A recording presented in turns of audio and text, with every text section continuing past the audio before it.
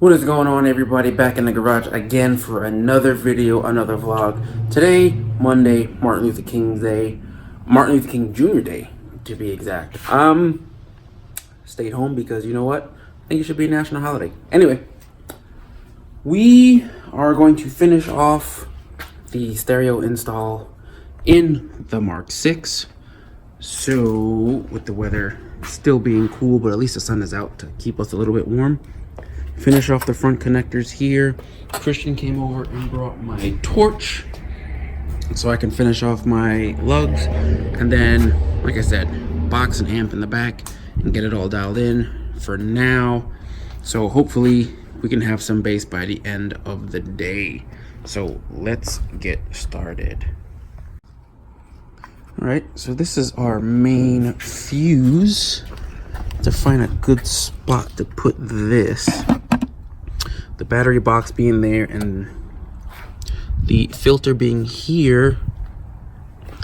Kind of like how this wire comes and sits here. I might be able to just either get it here right next to the intake, maybe with a zip tie or some double-sided tape. Right, so we have our fuse block. Strip some of the wire here. It's just gonna go in, and then you'll use a Allen wrench to just tighten it up. Sure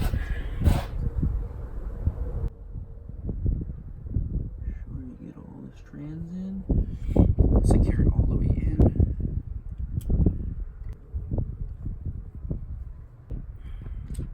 Tighten it down. You don't want it to come. Now the other side. We'll do the same thing. Strip this end, attach it here, then solder on a lug here to connect to the battery cable. So we'll do that next. Okay, since I don't have a tabletop vise, this will have to do.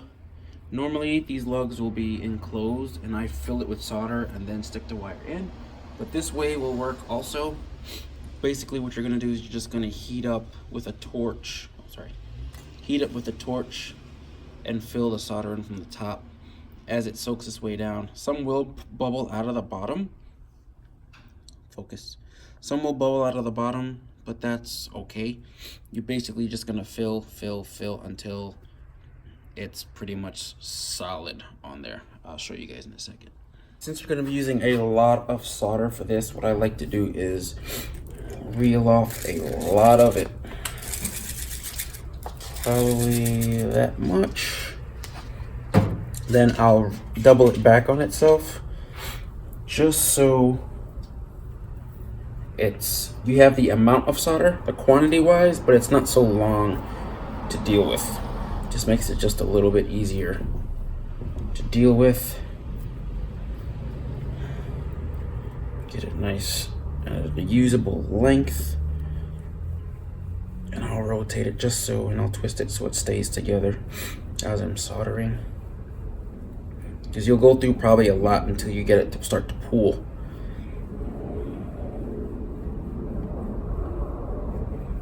So something like this, you can see that. Then as we go, I'll just heat it with the torch, touch this to the back of the lug, and it will start to flow in. Simple as that. Now let's start. I heat up the back end of the lug.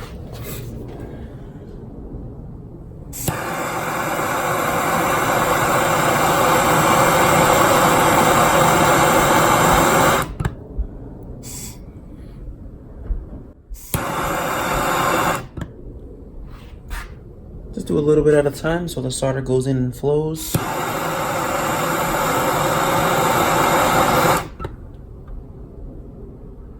Let the wire pull it in also. Give her solder form. Once you heat it up, the wire hot enough, the wire will just start to absorb the solders, which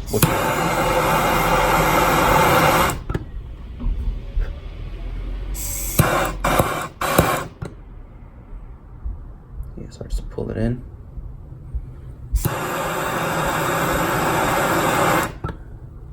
Pretty much perfect.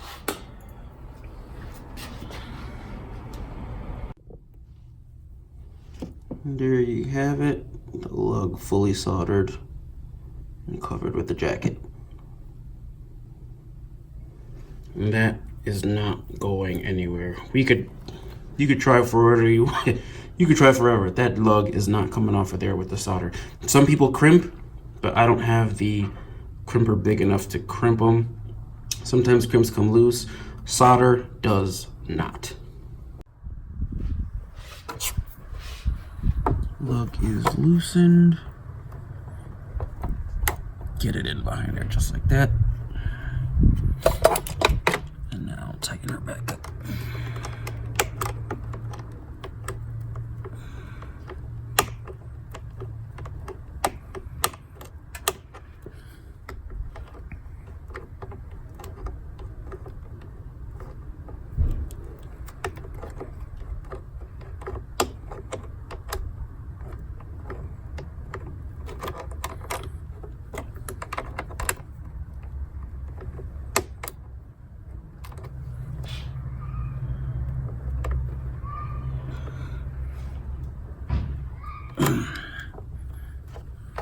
Super tight, not going anywhere. This will loop back around into the airbox cavity. So probably about there is where I need it to be. Make my cut.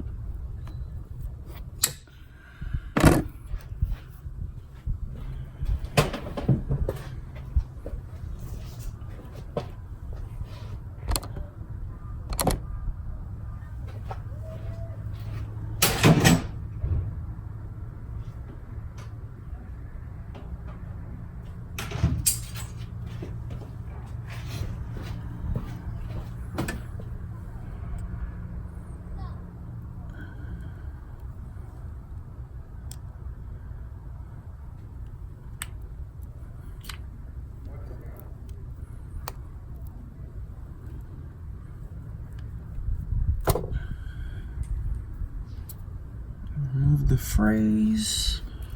Allen wrench. Allen wrench space is ready to go. Stick your power wire all the way in. Make sure it's all the way in nice and tight.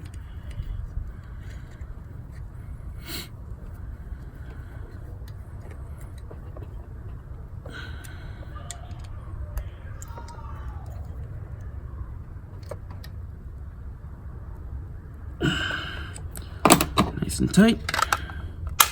Put the cover back on for now. And this will get double-sided tape into the air intake tray right against there. If we need to do any modifications to the battery box cover, which I'm probably sure we will, we'll just do a notch right here in the corner, which will be that corner right there, but it'll be minimal, as you can see. Double-sided tape on the intake tray. That's not going anywhere. And even if it does, it's not going anywhere. Battery box is notched. The front is connected. Now, only problem with this is normally I like to do the front connection to the battery absolutely last. But in this case, I don't have much going on in the back. So I will, it's fine. I'll do the connections and just make sure the back battery cable is uncut until the very last thing. So that'll be the last thing I connect to the amp, and then we'll be ready to go with the rest of the install. Kind of like it. Kind of wish I had orange wire. There's a reason why I want orange wire for later mods in the future, but for now, I wish I had orange wire. I would have just tied it in just a little bit more with plans that I have, but the green is nice.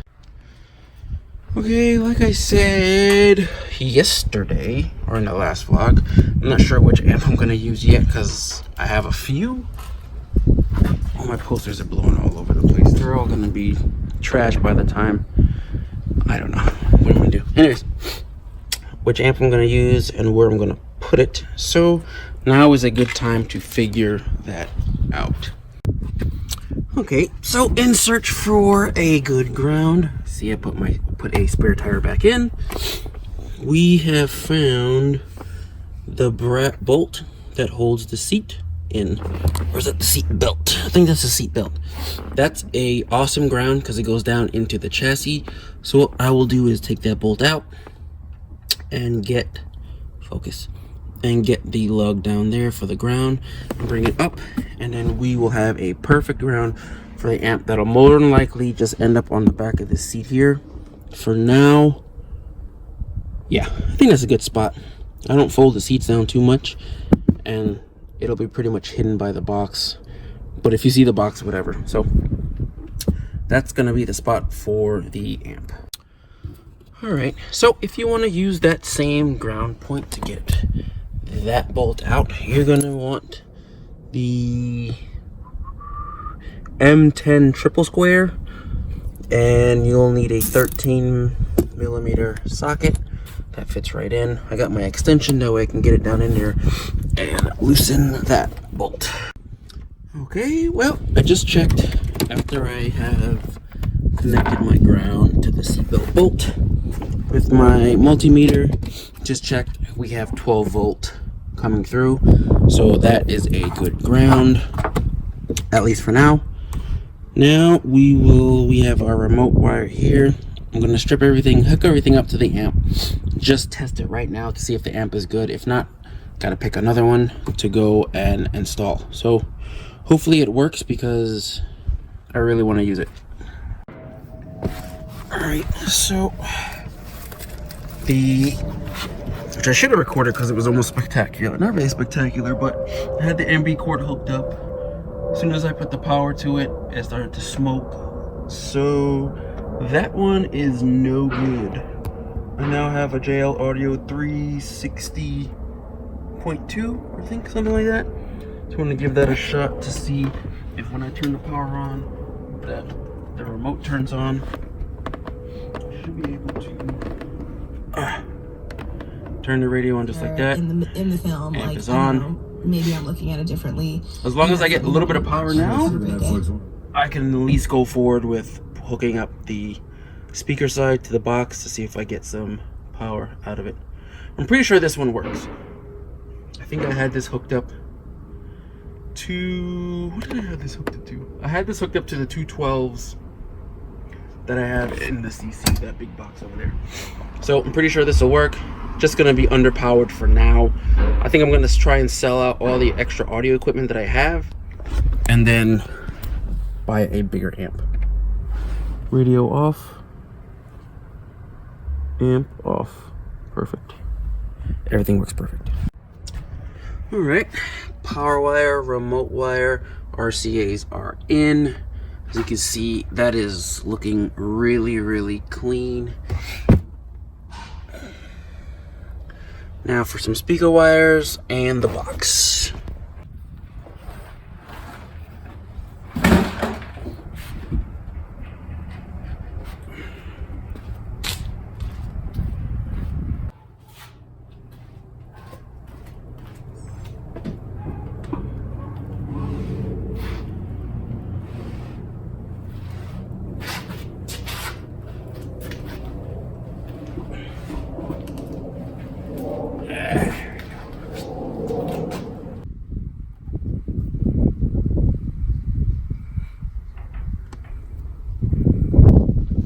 Like when you find old wires broken off inside the terminals.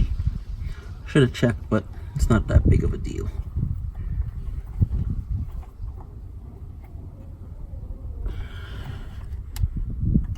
Always make sure your connections are nice and tight.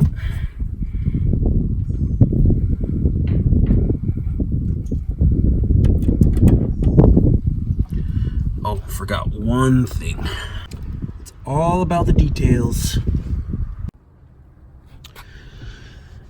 Everything is now hooked up, as you can see. Power wire, ground, remote, RCAs, speaker wire hooked up to the terminals of the box. Everything's color coded in green and black. and I dig it. Now, to turn her on and see if we got some signal.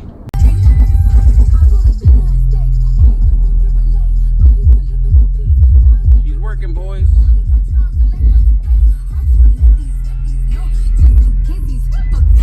Alright, don't copyright me, bro. Alright, just a little taste to show that it is working. I'll see if I can get some copyright-free music that way I can play, but I'm not going to do it here because never play loud music from your car where you live, because you never know who's watching, who's listening. You just spent all day doing your system, and hopefully you get to keep it. And crank her up, tune it. That way I don't disturb anybody. The wife's inside doing work, so I don't want to disturb her too much. And yeah, I mean, it's there. I think when I finally get a cover for the back, the box will just reach underneath, which I'm super stoked about. Either way, I could probably lean it on the side and rotate the speaker. But for now, it is rocking and it looks and sounds good. It looks so good in there. Trunk closes, no problem. A little bit of damage there. I think I'll just spray paint it black or just hit it with a marker. That way it just doesn't stand out as much. But as far as everything else, we are good to go. The system is installed and playing absolutely perfect. So that's gonna be it for this video. I'm gonna take it on later on and go tune it someplace else, because like I said before, I don't like to do that stuff right exactly where I live, because you never know who's listening, who's watching. So yeah, if you like the content, like, subscribe, and tell a friend, share it with somebody. Trying to get to 1,000, actually trying to get way more than that, but next goal is 1,000. Don't forget I have a 1,000 subscriber giveaway, the 20th anniversary shift knob for a Mark III or Mark IV. And yeah, I'll see you guys next time in the garage. Peace.